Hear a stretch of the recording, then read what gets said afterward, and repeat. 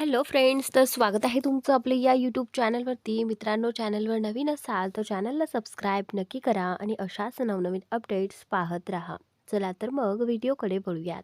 अखंड आपल्या खोल नजरांनी मूनकडे पाहत होता. मून सध्या बेशुद्ध होती. डॉक्टर तिला इंजेक्शन देऊन गेले होते आणि किमान 4-5 तास तिला शुद्ध येणार नाही असं त्यांनी सांगितलं होतं. डॉक्टरांचे शब्द अखंडच्या कानात घुमत होते. काही वेळ तसाच बसल्यानंतर तो खोलीबाहेर आला आणि हॉलमध्ये येऊन बसला. तेवढ्यात त्याचा फोन व्हायब्रेट झाला. त्याने फोन पाहिला. फोनवर कुणाची तरी लोकेशन दिसत होती. ते पाहताच तो तात्काळ उठला. पार्किंगमध्ये गेला, गाडीत बसला आणि सिंघानिया फार्म हाऊस सोडून निघून गेला. त्याच्या जाण्यानंतर सुमारे 2 तासांनी मूनला शुद्ध आली. तिने डोळे उघडले आणि हळूच उठून बसली. संपूर्ण शरीरात वेदना होत होत्या, पण त्याहून अधिक वेदना तिच्या मनाला आणि हृदयाला जाणवत होत्या. खरं तर मून अखंडवर प्रेम करत नव्हती. लग्नाआधी त्यांच्या दोघांमध्ये कोणताही नातेसंबंध नव्हता. पण लग्नानंतर जे नातं तयार झालं त्यातून तिच्या मनात एक वेगळीच भावना निर्माण झाली होती. त्याला प्रेम म्हणता येणार नव्हतं. पण जेव्हा एखादी स्त्री आपलं शरीर कुणाला देते तेव्हा नकळत ती आपलं मनही त्याच्याकडे सोपवते. अन्यथा फक्त व्यवहाराच्या नात्यातून कितीतरी मुली आणि स्त्रिया केव्हाच मुक्त झाल्या असत्या. पण भावना माणसाला स्वतःच्या आनंदाकडे पाहू देत नाही. मूनने पाय खाली टेकवले आणि खोलीबाहेर आली. बाहेर एक सेविका साफसफाई करत होती. मून तिला विचारत म्हणाली, मिसेस सिंघानिया कुठे आहेत? ती सेविका लगेच म्हणाली, ते इथे नाहीत मॅडम. डॉक्टर तपासणीसाठी आले होते. ते गेल्यावर लगेच मिसेस सिंघानियाही निघून गेले. आता त्यांना जाऊन 2-3 तास झालेत. तुम्ही आज जाऊन बेडवर आराम करा. काही लागलं तर मला सांगा. मूनने नकारार्थी मान हलवली आणि पुन्हा आपल्या खोलीत परतली. खोलीत येताच ती बेडवर बसली आणि तिच्या डोळ्यातून अश्रू वाहू लागले. ती सतत रडत राहिली. अखंडाने तिला मारलेली थप्पड तिच्या डोक्यात सतत घुमत होती. ते विसरणं तिला अशक्य झालं होतं आणि त्याहून अधिक वेदना तिला या गोष्टीची होत होती की मौन बेशुद्ध असतानाही अखंड तिला सोडून निघून गेला होता. रडत रडत ती म्हणाली, कारण तर आधीपासूनच खूप आहेत मिस्टर सिंघानिया. आज तुम्ही आणखी एक दिलं. ठीक आहे. जिथे इतक्या वेदना दिल्यात तिथे एक वेदना अजून सहन होईल. हे बोलून तिने डोळे पुसले आणि कपाटाकडे गेली. तिथून तिने काही कपडे काढले आणि वॉशरूममध्ये गेली. जुन्या कपड्यात तिला फारच अस्वस्थ वाटत होतं. पटकन अंघोळ करून तिने स्वच्छ कपडे घातले, केस बांधले आणि हॉलमध्ये आली. अखंड परत आला आहे हे पाहण्यासाठी तिने सगळीकडे नजर फिरवली, पण तिथे तिथे कोणीही दिसलं नाही. शेवटी ती फार्म हाऊस बाहेर आली, एक कॅब घेतली आणि अग्रवाल हाऊसकडे निघाली. थोड्या वेळाने अग्रवाल हाऊस. मून घराच्या दाराशी येऊन उभी राहिली. तेवढ्यात हॉलमध्ये चिंतेत फेरफटका मारत असलेल्या सुहासिनीजींची नजर तिच्यावर पडली. मूनला पाहताच त्यांच्या डोळ्यात आश्चर्य दाटून आलं. त्या पटकन तिच्या जवळ आल्या. तिच्या गालांवर हात ठेवत म्हणाल्या, तू इथे? सर्व ठीक आहे ना मून? अचानक इथे कशी काय आलीस? मून हलकसं हसली आणि म्हणाली, तुमची खूप आठवण येत होती आई, म्हणूनच आले. सुहासिनीजींनी तिला घट्ट मिठी मारली आणि म्हणाल्या, मलाही तुला भेटायचे खूप मन होतं. मी तर तुझ्या आजोबांनाही सांगत होते. त्यांनी म्हटलं होतं की तुला भेटायला मला घेऊन जातील. पण कामामुळे प्लॅन रद्द झाला. पण आज तू स्वतःच आलीस. तुला कल्पनाही नाही तुला पाहून मला किती आनंद झाला आहे. हे पाहून मला किती समाधान मिळत आहे.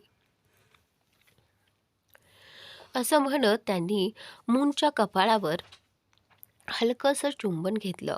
मून त्यांना धरून सोफ्यावर येऊन बसली आणि त्यांच्या मांडीवर डोकं ठेवून आडवी झाली. ते पाहून सुहासिनीजी थोड्या काळजीतच म्हणाल्या, काय झालं ग? तू इतकी उदास का का दिसतेस? मून हलकसं हसली आणि म्हणाली, काही नाही हो आई, फक्त तब्येत थोडीशी ठीक वाटत नाहीये. शरीरात एक वेगळाच थकवा जाणवतोय. काही खावंसं वाटत नाही, काही प्यावंसंही वाटत नाही. फक्त डोळे मिटून शांत झोपून जावंसं वाटतंय. आणि तिचं वाक्य पूर्ण होण्याआधीच सुहासिनीजी थोड्या रागात म्हणाल्या, हे कसले वेडेपणाचे विचार करत आहेस? तू माझ्यासमोर अशा निरर्थक गोष्टी बोलायच्या नाहीस, नाहीतर मी तुझ्यावर रागावेल. आमचं सगळं जग तूच आहेस. मून, तूच तर आमचा श्वास आहेस. असं म्हणत त्यांनी मूनच्या गालांवर प्रेमाने हात फिरवला आणि तिच्या केसांवर वाकून हलकसं चुंबन घेतलं. मूनच्या डोळ्यात हलकीशी ओल आली आली होती. मनातल्या मनात ती म्हणाली, आई, तुमचं जग आता उद्ध्वस्त झालं आहे आणि आता ते पूर्णपणे संपायलाच हवं. तेव्हाच त्या जगाला उद्ध्वस्त करणाऱ्याला कळेल की वेदना एका मर्यादेपर्यंतच द्यायला हव्यात.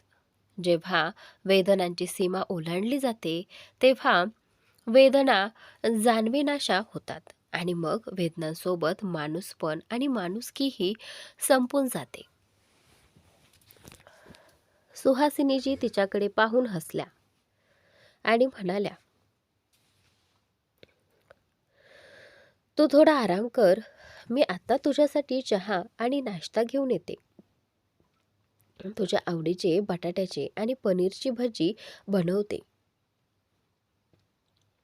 असं म्हणत त्यांनी मूनचं डोकं अलगद सोफ्यावर ठेवलं आणि लगेचच स्वयंपाकघरात गेल्या. त्या गेल्यानंतर मून उठली आणि आपल्या खोलीकडे आली. जसं तिनं खोलीचं दार उघडलं तसं ती हलकसं हसली, कारण तिची खोली अजूनही तशीच होती जशी ती सोडून गेली होती. एकदाही वस्तू हलवलेली नव्हती. ती हळूच पलंगाजवळ आली, बोटांनी पलंगाला स्पर्श केला आणि नंतर भिंतींनाही हात लावला. चेहऱ्यावर तीक्ष्ण हास्य होतं, पण डोळ्यातून अश्रू ओघळत होते. भिंतीवर लावलेल्या फोटोंकडे ती पाहत राहिली. त्या फोटोंमध्ये ती, तिचे बाबा आणि आई, तिची आई, तिघेही किती आनंदी दिसत होते. ते फोटो पाहून ती हळूच म्हणाली, कदाचित हे सगळं सुख आता फक्त माझ्या स्वप्नातच उरेल का माहीत नाही आई, पण आता हसणं सुद्धा माझ्यासाठी खूप कठीण झालं आहे. असं वाटतंय की जणू आयुष्य संपल्यासारखं आहे. मी मिस्टर सिंघानी यांना सोडू शकत नाही, कारण मी त्यांना सोडलं तर ते तुम्हा दोघांना छळतील. तुम्हा दोघांना गमावण्याची भीती मी आधीच सहन केलेली आहे. पुन्हा असं काही झालं तर मी स्वतःला कधीच माफ करू शकणार नाही. म्हणून त्यांना सोडण्याचा निर्णय मी कधीच घेऊ शकत नाही. पण त्यांच्यासोबत राहणंही आता मला सहन होत नाही.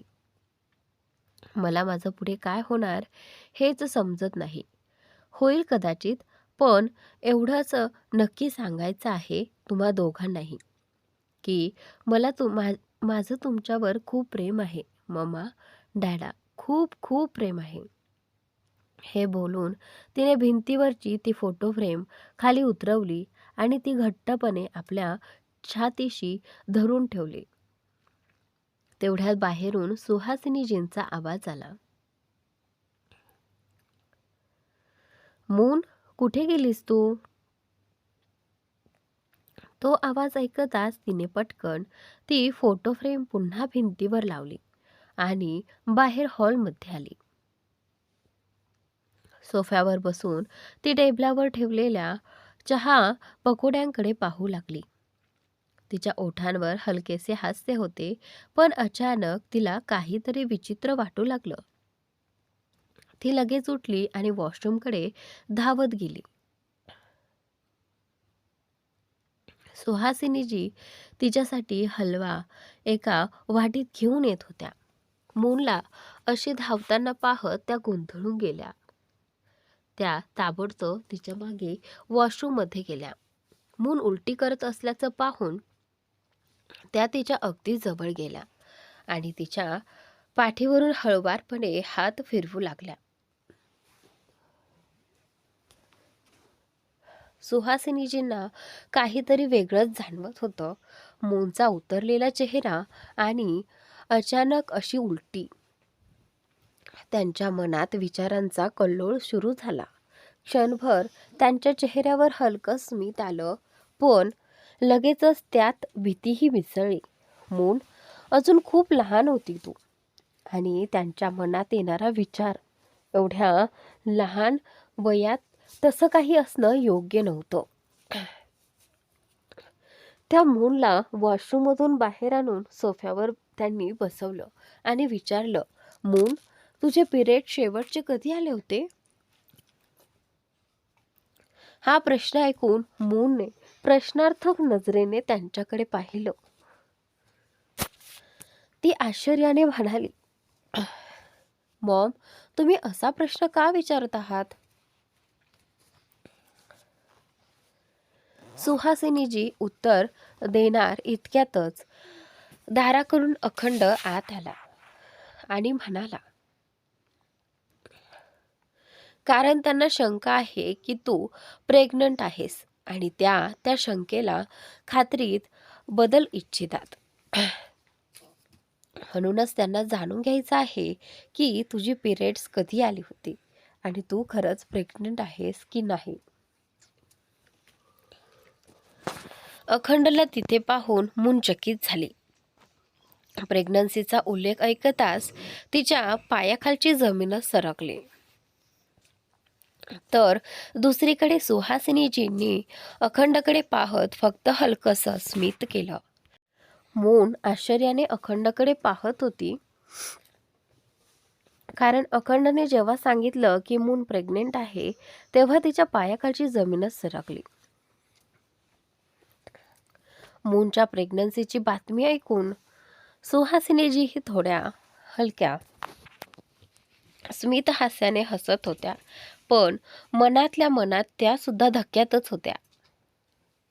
मून आपल्या जागेवरून उभी राहिली आणि अखंड जवळ जाऊन त्याच्या डोळ्यात डोळे घालून म्हणाली,